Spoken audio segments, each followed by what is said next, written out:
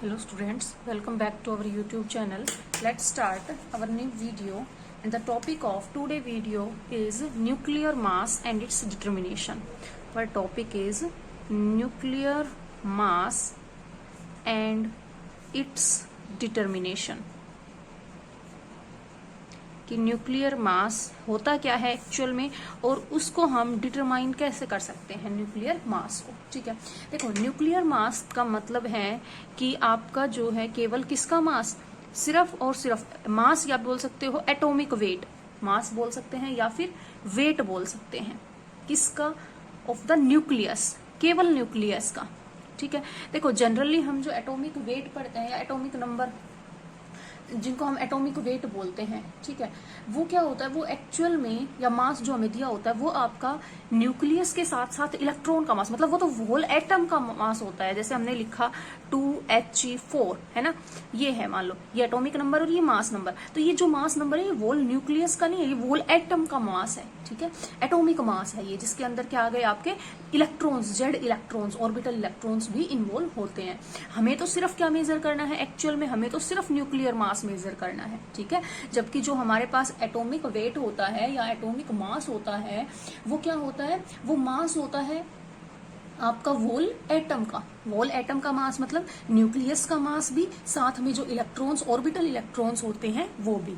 ठीक है, तो हमें तो सिर्फ क्या निकालना है, न्यूक्लियर मास निकालना है। तो कैसे डिटरमाइन किया जाता है, उसके लिए जो है आपका एक इंस्ट्रूमेंट है जिसको हम बोलते हैं मास स्पेक्ट्रोग्राफ।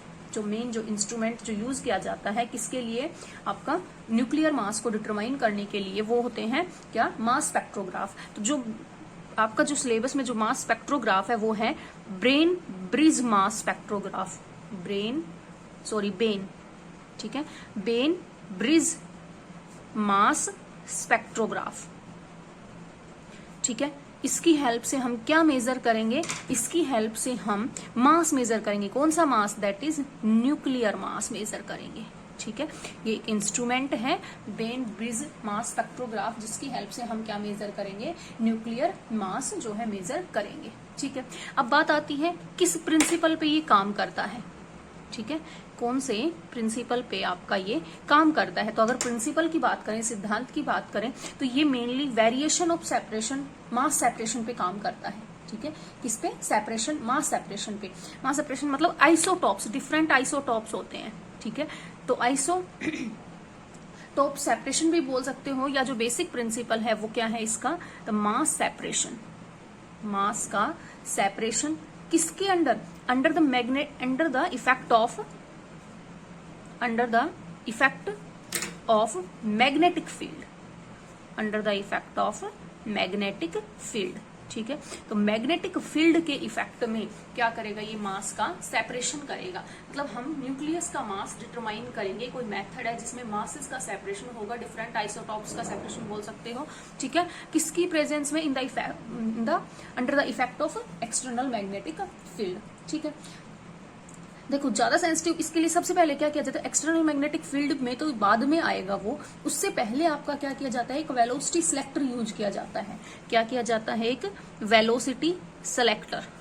ठीक है, वो वेलोसिटी सिलेक्टर क्या काम करेगा, वो डिफरेंट वेलोसिटीज को सेपरेट कर देगा, है ना। एक पर्टिकुलर वेलोसिटी के आपके आयंस होंगे, उनको तो वो जो है पास आउट करेगा और बाकी सबको क्या कर देगा, डिफ्लेक्ट कर देगा। ठीक है, तो एक वेलोसिटी सिलेक्टर भी इसके अंदर लगा होता है। तो पहले जो आपका पार्टिकल है या जो आपका जिसका भी आपको मास मेजर करना है वो पहले कहां से पास आउट होगा, वो पहले एक वेलोसिटी सिलेक्टर से पास आउट होगा, उसके बाद वो एक्सटर्नल मैग्नेटिक फील्ड में जो है वेरिएशन शो करेगा। तो इस तरीके से हम क्या करते हैं, इसका जो है मास मेजर फाइंड आउट करते हैं, किसका, न्यूक्लियर मास मेजर करते हैं। ठीक है, प्रिंसिपल क्या है, द मास सेपरेशन, किसके under, under the effect of magnetic field. ठीक है, अब इसके बेसिक कंपोनेंट्स हैं कुछ, क्या क्या कंपोनेंट, एपरेटस क्या है इसका और वर्किंग क्या है। ठीक है, तो अब बात करते हैं इसके बेसिक कंपोनेंट। बेसिक कंपोनेंट किसके, ऑफ अपरेटस। सेपरेटस के क्या बेसिक कंपोनेंट्स है और इसकी वर्किंग क्या है। ठीक है। तो देखो बेसिक कंपोनेंट जो है ब्रेन ब्रिज मास स्पेक्ट्रोग्राफ में, उसके अंदर क्या होता है, एक बीम होती है पॉजिटिव आयंस की। क्या करते हैं, सबसे पहले हम एक पॉजिटिव आयन की बीम प्रोड्यूस करवाते हैं। क्या करवाते हैं, एक पॉजिटिव आयन बीम प्रोड्यूस करवाते हैं। किसके अंदर, किसी डिस्चार्ज ट्यूब के अंदर। ठीक है, अलग अलग मेथड हो सकते हैं पॉजिटिव आयन बीम को प्रोड्यूस करवाने के लिए। बस आपको ये याद रखना है, वो कैसे भी इलेक्ट्रॉन की बम्बार्डमेंट करवा दे गैसेस पे, उनको हीट करवा दे, है ना, उस तरीके से हो सकते हैं। तो क्या करते हैं, सबसे पहले एक पॉजिटिव आयन बीम को प्रोड्यूस करवाया जाता है डिस्चार्ज ट्यूब में। ठीक है, फिर उस पॉजिटिव आयन बीम को क्या करवाया जाता है, एक्सेलरेट करवाया जाता है। क्या करवाया जाता है, एक्सेलरेट। अब एक्सेलरेट कैसे करवाएंगे, बाय प्रोवाइडिंग पोटेंशियल डिफरेंस। ठीक है, potential difference, high potential difference provide करवाया जाता है सेवरल थाउजेंड्स वोल्ट का। ठीक है, सेवरल थाउजेंड वोल्ट का क्या करते हैं, पोटेंशियल डिफरेंस प्रोवाइड करवाया जाता है, जिससे कि वो आपकी पॉजिटिव आयन बीम क्या होगी, एक्सेलरेट होगी। ठीक है, अगली बात समझ में। फिर उसको कोलिमेट किया जाता है, 2 स्लिट से पास करवाया जाता है, S1 और S2 से। उसके बाद वो किसमें पास आउट होता है, वेलोसिटी सिलेक्टर में जाती है आपकी वो पॉजिटिव आयन बीम। ठीक है, तो सबसे पहले क्या करवाया जाता है, एक पॉजिटिव आयन बीम को प्रोड्यूस करवाया जाता है, किसमें, डिस्चार्ज ट्यूब में। ठीक है, फिर उस पॉजिटिव आयन बीम तो प्रोड्यूस करवा दी, अब उसको क्या करवाएंगे, एक्सेलरेट करवाएंगे। तो एक्सेलरेट कब होगा, जब वहां पे पोटेंशियल डिफरेंस डेवलप होगा। तो क्या करते हैं, पोटेंशियल डिफरेंस प्रोवाइड करवाते हैं सेवरल थाउजेंड वोल्ट का, जिसकी वजह से वो आपकी पॉजिटिव आयन बीम क्या होगी, एक्सेलरेट होगी। ठीक है, एक्सेलरेशन के बाद वो कहां से, 2 स्लिट से पास होती है, S1 और S2 से। तो कुछ ऐसा आपका डायग्राम आता है, ये आपका क्या है, पॉजिटिव आयन बीम है। ठीक है, ये 2 स्लिट से पास होगी आपकी, एक S1 स्लिट है मान लो, ये S2। ठीक है, इन 2 स्लिट से पास होने के बाद अब ये आपकी कहां पे जाएगी, वेलोसिटी सेलेक्टर में। कहां जाएगी, वेलोसिटी सेलेक्टर। ये क्या है हमारा, वेलोसिटी सिलेक्टर से पास आउट होगी। ठीक है, अब इस वेलोसिटी सिलेक्टर में होता क्या है एक्चुअल में। ठीक है, इसके अंदर क्या होता है, देखो ट्रांसवर्स इलेक्ट्रिक फील्ड और मैग्नेटिक फील्ड होते हैं, जो कि परपेंडिकुलर होंगे इस प्लेन ऑफ पेपर के। ठीक है, इलेक्ट्रिक फील्ड भी और मैग्नेटिक फील्ड भी, दोनों ही क्या होंगे, परपेंडिकुलर होंगे प्लेन ऑफ पेपर पे। ठीक है, अब इलेक्ट्रिक फील्ड कैसे प्रोड्यूस करवाएं और मैग्नेटिक फील्ड कैसे, तो इलेक्ट्रिक फील्ड प्रोड्यूस करवाने के लिए 2 प्लेट लगा दी जाती हैं। ठीक है, एक ये प्लेट मान लो P1 है, ऐसे एक प्लेट आपकी P2 है। ठीक है, P1 और P2, इन दोनों के अक्रॉस ये क्या है, 2 प्लेट्स हैं।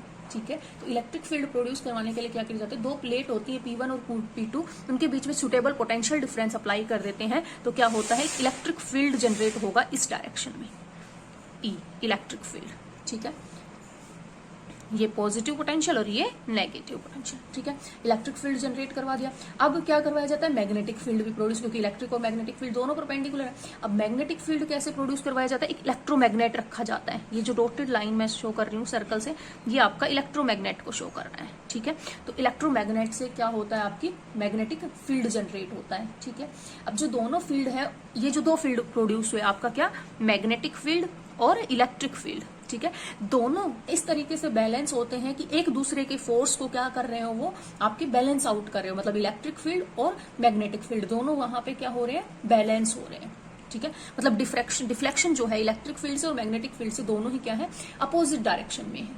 ठीक है, आगे बात, इलेक्ट्रिक फील्ड किस डायरेक्शन में एक्ट हो रहा है, in the direction P2 to P1 direction में। ठीक है, in the plane of paper. और मैग्नेटिक फील्ड जो होगा वो क्या, कैसे होगा, इस डायरेक्शन में, डाउनवर्ड डायरेक्शन में। ठीक है, तो इस तरीके से आपका क्या होता है, इलेक्ट्रिक फील्ड और मैग्नेटिक फील्ड जनरेट होता है। अब इलेक्ट्रिक फील्ड तो क्या करेगा, देखो इलेक्ट्रिक फील्ड तो डिफ्लेक्ट करेगा आपकी जो है बीम को डाउनवर्ड डायरेक्शन में, और मैग्नेटिक फील्ड डिफ्लेक्ट करेगा अपवर्ड डायरेक्शन में। ठीक है, कैसे, फ्लेमिंग लेफ्ट हैंड रूल से इलेक्ट्रिक फील्ड तो किधर करेगा, डाउनवर्ड डायरेक्शन में डिफ्लेक्ट करेगा बीम को, और मैग्नेटिक फील्ड अपवर्ड। तो इसका मतलब वो दोनों क्या होंगे, बैलेंस होंगे। ठीक है, तो अगर हम बात करें, ये होता है आपका वेलोसिटी सेलेक्टर। ठीक है, अब इस वेलोसिटी सेलेक्टर से क्या होगा, देखो बीम्स आएंगी। ठीक है, ये आयन बीम आ रही है। अब ये क्या, ये एक पर्टिकुलर वेलोसिटी सेलेक्टर, देखो सेलेक्टर के नाम से कि सिर्फ एक पर्टिकुलर वेलोसिटी को सेलेक्ट करेगा, बाकी सब क्या हो जाएंगी, डिफ्लेक्ट हो जाएंगी। ठीक है, सिर्फ जो एक पर्टिकुलर वेलोसिटी होगी वो स्ट्रेट जाएगी, बाकी डिफ्लेक्ट हो जाएगी। तो वो जो स्ट्रेट गई है क्या है, एक पर्टिकुलर वेलोसिटी है। ठीक है, इधर स्लिट लगी होती है S3। ठीक है, अब यहाँ पे क्या होता है, आपका मैग्नेटिक फील्ड होता है, एक्सटर्नल मैग्नेटिक फील्ड लगा हुआ होता है इस स्पेस में, वैक्यूम होता है यहाँ, और यहाँ पे क्या है, मैग्नेटिक फील्ड है। ठीक है। अब जब ये आपका वेलोसिटी, प्रॉपर वेलोसिटी की बीम जो है जब इस एक्सटर्नल मैग्नेटिक फील्ड में एंटर करेगी तो इसके ऊपर कैसा फोर्स लगेगा, सेंट्रीपिटल फोर्स, और ये सर्कुलर पाथ को फॉलो करेगी, ठीक है, इस तरीके से डिफरेंट सर्कुलर पाथ्स को फॉलो करेगी ये, ठीक है। और ये यहाँ पे क्या लगी होती है आपकी, एक फोटोग्राफिक प्लेट लगी होती है जिसके ऊपर क्या करते हैं, स्पॉट्स आते हैं, ठीक है।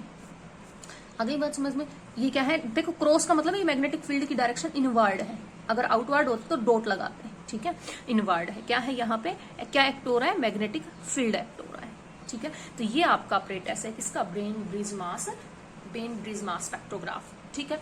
अब बात आती है, हमने कहा फोर्स देखो यहाँ पे है ना, यहाँ पे दो फोर्स बैलेंस हो रहे थे, कौन कौन से, एक तो आपका मैग्नेटिक फील्ड और इलेक्ट्रिक फील्ड। तो जो फोर्स है, क्या force experienced bye positive ion, किसकी वजह से, ड्यू टू इलेक्ट्रिक फील्ड की वजह से फोर्स क्या होता है, Q इंटू ई, है ना। और किसकी वजह से, मैग्नेटिक फील्ड की वजह से क्या होता है, QV इंटू बी, यही होता है, ठीक है।